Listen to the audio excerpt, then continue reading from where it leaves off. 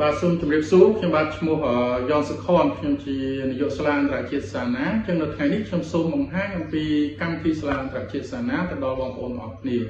សម្រាប់សាលាអន្តរជាតិសាណាយើងមានកម្មវិធីពេលព្រឹកពេលថ្ងៃហើយនិងពេលល្ងាចអញ្ចឹងសម្រាប់កម្មវិធីពេលព្រឹកយើងមានពីម៉ោង8ទៅដល់ម៉ោង10ពីម៉ោង10ទៅដល់ម៉ោង11អញ្ចឹងសម្រាប់ម៉ោង8ទៅដល់ម៉ោង10យើងមានថ្នាក់មត្តេយ្យភាសាខ្មែរ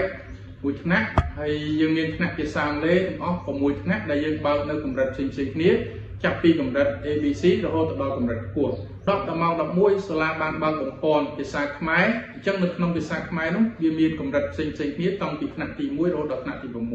បាទអញ្ចឹងក្រៅពីកម្មវិធីពេលព្រឹកចុះមានថានៅពេលថ្ងៃពីម៉ោង2ទៅដល់ម៉ោង4សាលាអន្តរជាតិសាណាយើងបានបើក6ថ្នាក់ព្រមគ្នាផងដែរអញ្ចឹងមានថាយើងមានមត្តេយ្យភាសាខ្មែរកម្រិត1កម្រិត2ហើយនិងថ្នាក់ភាសាអង់គ្លេសអញ្ចឹងភាសាអង់គ្លេសយើងមានចាប់ផ្ដើមពីកម្រិតដំបូងពី ABC រហូតដល់កម្រិតខ្ពស់ហើយយើងចាប់ផ្ដើមដំណើរការថ្នាក់ពីម៉ោង5ដល់ម៉ោង6អញ្ចឹងនៅក្នុងនោះមានថាយើងមាន7ថ្នាក់ព្រមគ្នាហើយយើងបើកថ្នាក់ភាសាអង់គ្លេសតាំងពីកម្រិតដំបូងរហូតដល់កម្រិតខ្ពស់អញ្ចឹងមានតាំងពីថ្នាក់កុមារក៏មានហើយយើងមានថ្នាក់សម្រាប់មនុស្សពេញវ័យក៏មានផងដែរលើសពីនោះទៀតម៉ោង6ម៉ោង7យប់យើងក៏បានបើក2ថ្នាក់ព្រមគ្នាដែរអញ្ចឹងនៅក្នុងនោះមានថាយើងមានថ្នាក់ភាសាអង់គ្លេសសម្រាប់មនុស្សពេញវ័យមួយថ្នាក់ហើយនិងថ្នាក់ភាសាអង់គ្លេសសម្រាប់កុមារមួយថ្នាក់មួយដែលមករៀននៅទីនេះមួយមានឱកាសអភិវឌ្ឍខ្លួនបានលឿនដោយសារតែកម្មវិធីរបស់យើងគឺតម្រូវឲ្យមួយអនុវត្តជាច្រើននៅក្នុងថ្នាក់អញ្ចឹងនៅក្នុងនោះរួមទាំងមាន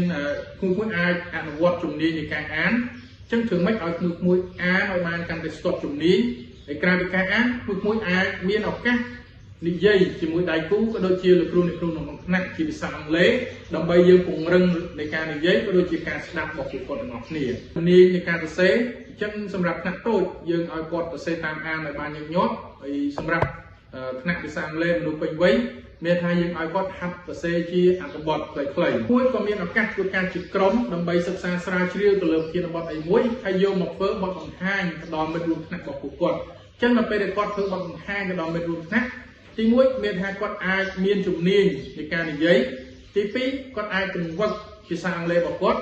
ទី3មានថាគាត់អាចមានភាពក្លាហានកាន់តែប្រសើរឡើងផងដែរផលដែលសាលាអន្តរជាតិសាណាអនុវត្តហើយក៏ដូចជាទទួលបានលទ្ធផលកន្លងមកអញ្ចឹងយើងឃើញថាថ្នាក់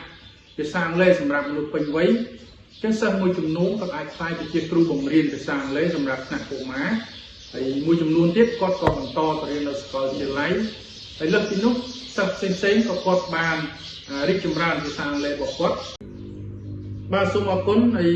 ជាពិសេសសូមបងប្អូនជួយ Subscribe ទៅលើ Channel YouTube របស់ខ្ញុំផងដើម្បីយើងបានទទួលវីដេអូថ្មីៗហើយជាពិសេសយើងអាចចែករំលែកទៅដល់អ្នកដទៃផងដែរបាទសូមអរគុណ